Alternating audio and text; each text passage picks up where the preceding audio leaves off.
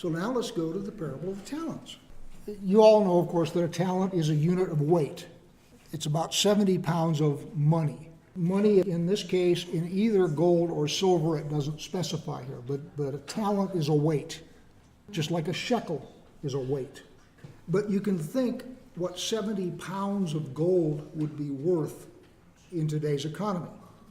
350 pounds of precious metal is what this first servant has been given. The master puts it into his trust and he goes away. You have three different things going on here. Thing one is the master has some idea and appreciation of the competence of each of his servants. So the best one of the bunch he gives a lot of money to. The medium one of the bunch he gives half as much to, and the guy that he just trusts with a little, he clearly has marginal trust in this guy.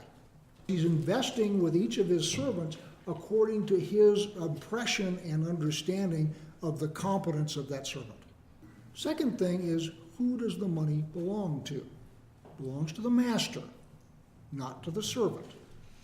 Out of that money, the servant will be expected to sustain himself. It is not the case that the servant is also expected to go out and get a second job to support himself and his family while he's taking care of the master's 5 or 2 or 1 talents.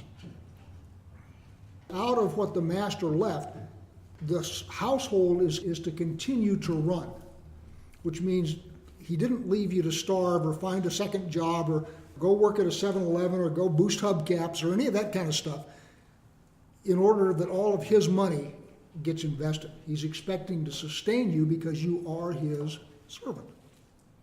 And sustaining you is his problem. And then the third thing is that he is expecting the servants to take some risk. Because if you have got money, the only way to increase that money, short of theft, is to take risk with it. You have to put it out at risk. You have to put it to work. So the servant has to go and buy and sell goods, and in buying and selling goods, there's every possibility that the market will collapse, that you'll buy a load of kumquats from India and they'll be full of worms when you get them. I mean, there's all sorts of risk involved in trading. The third servant was not willing to take a risk. And the reason he wasn't willing to take a risk is because he was afraid. He feared his master. And because of that, he was not willing to risk anything that was his personally, which is his reputation or anything else, to benefit his master. He simply took that talent and he buried it in the ground and said, all right, it'll still be there when I get back. Yeah, you gave me a talent, but I don't want this responsibility. The other 2 guys are taking a risk, and there is the very real possibility that when the master comes back, instead of having doubled his money, they will have halved his money, or worse.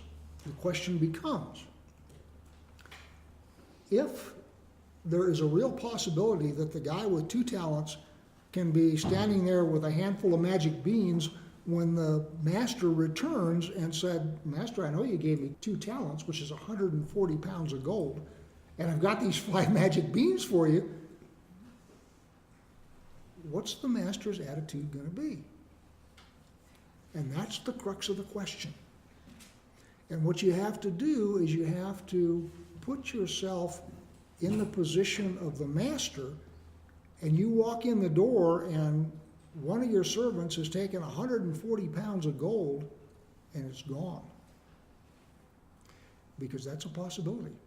And that's a risk that the third guy is not willing to take.